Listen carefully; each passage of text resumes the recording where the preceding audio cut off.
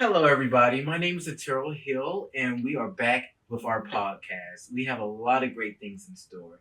And today we're going to be touching on a near and dear topic to my heart, trauma informed care for our staff. Because it's not just about, you know, us ensuring that our clients are good, which is our top priority, but it's also making sure the health educators and our caretakers for people on Ryan White are also, doing good. So as a team, we're being healthy so we can also promote health and well-being to our clients. And I am with the wonderful Dr. Catches, who's introducing us to trauma informed care through a lot of trainings.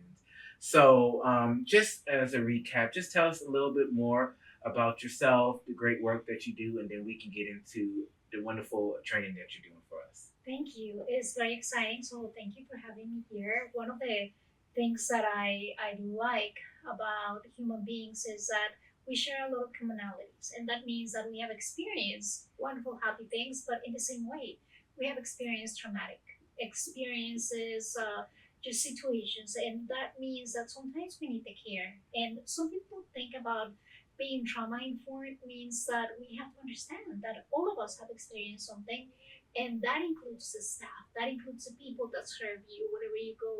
So in this case, within Nova Salud, there is a wonderful initiative that is basically trying to keep a trauma-informed mindset, understanding that for us to provide the best work, the best service, and everything that we do, we have to take care of ourselves. So part of that, thanks to the initiative, is having this new room that we'll be talking about, and I think it will be a wonderful opportunity for people to know. Yes, yes, yes. And so, one of the big things that I want to touch bases on is what are some things as people in HIV care that we can do for ourselves if we're experiencing burnout or kind of seeing that things are kind of slipping? What are some signs that we ourselves can reflect on to stop us in our tracks before we get to the burnout stage or frustration? That is a wonderful question because I think that the first thing is recognizing that as human beings we're going to be experiencing some ideas of maybe depression or anxiety, stressors, like we say, but at the same time, we have to remember that as we acknowledge that or as we recognize that, we have to do something because it's very easy to say, like many of us do, I'll eat later.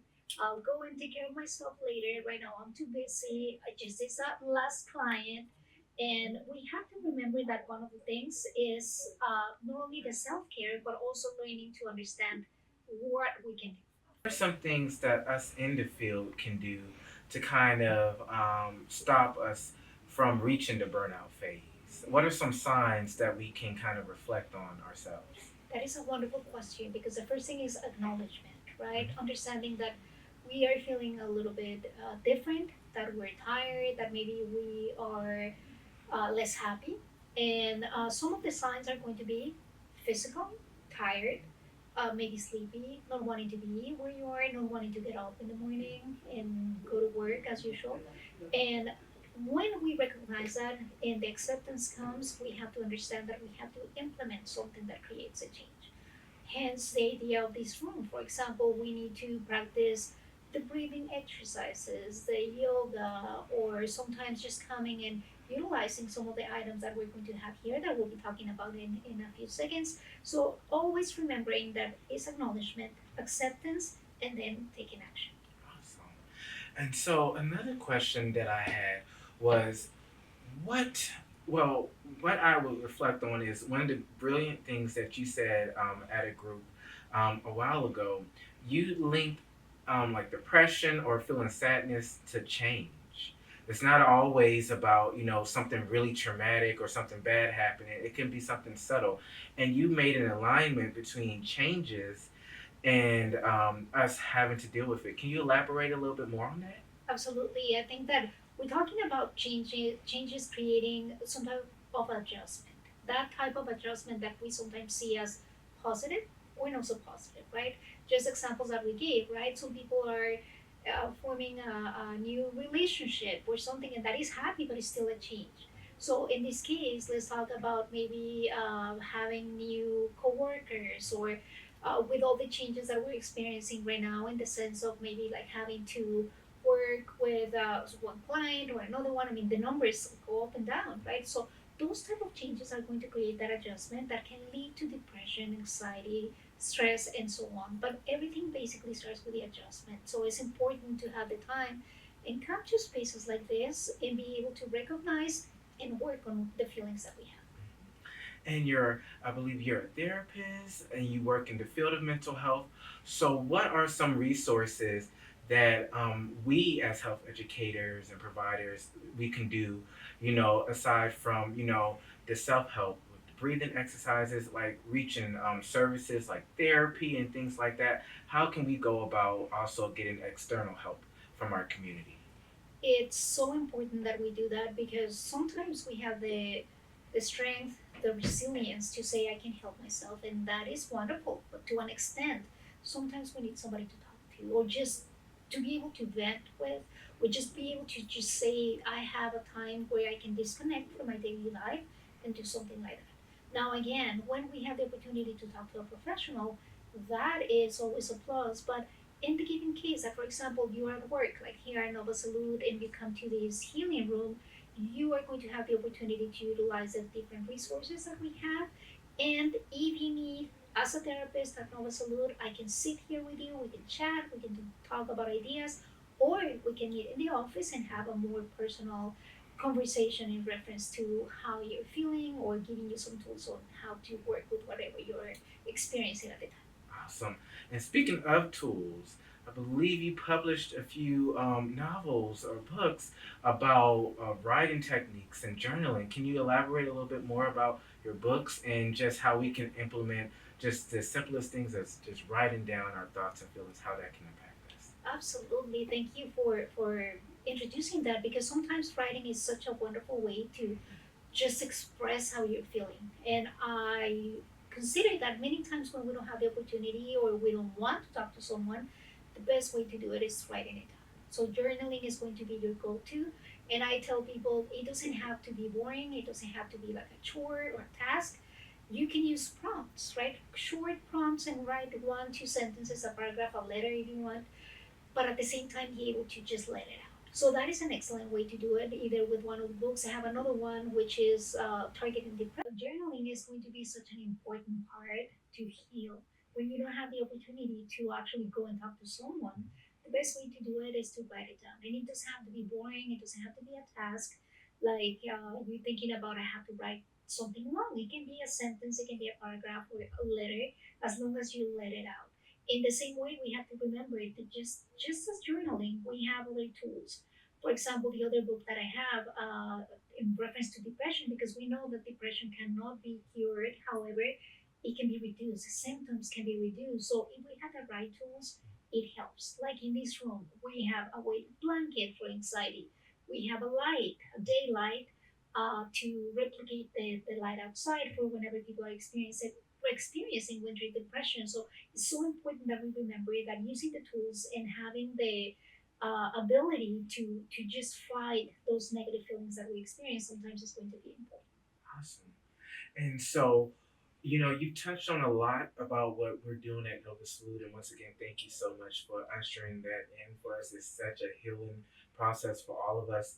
What are some things you believe that other agencies can do to implement? Because I believe you touched on, we received a grant or some kind of funding to do it. But what are some things that maybe agencies may not be able to access those grants? What are some little increments that they can do to usher in trauma informed care? I think it's so important, first of all, to have a time to recover, time to just take a little break, right? And then people say, yes, but we don't have that beautiful room, or maybe we don't have the tools that you have. It's so important. Sometimes just collaborating, right? As staff, I'll bring a pillow, I'll bring a rug, right? And we can create something beautiful. A little corner inside a room, just like some greenery, right? A plant or something, a chair, a couch, that can make the difference. And I think that it is so important that we do that at work in the same way that we do it at home. If you have your little corner at home where you get there, you light up your candle, you have your blanket, your greenery, like I said, it is something that is going to uplift you. you, and it's going to remove you from the computer desk and everything where you are almost 24/7. At least it feels like that. But I think that that is a good recommendation of like what it is that you can do. Awesome. And so, what would be your advice to us in the field of HIV and public health? There's a lot of systemic changes happening, and as you touched on, changes, whether good or bad, can induce a lot of different reactions and feelings inside of us. So, for some who may be experiencing the systemic changes in a negative light, how can we keep ourselves uplifted and encouraged? Remember that doing what you like can create a difference. And sometimes we can say, I don't have the time, I don't have the resources. However, sometimes it is watching a movie, listening to the music that you like. I want you to ask yourself this question: what is it that maybe I was doing last year, 3 years ago, that I don't do anymore? Or maybe what was I doing when I was younger that created a lot of happiness that I don't do anymore? Some people tell me, I used to love to dance, but I don't dance anymore. Oh, what are you waiting for, right?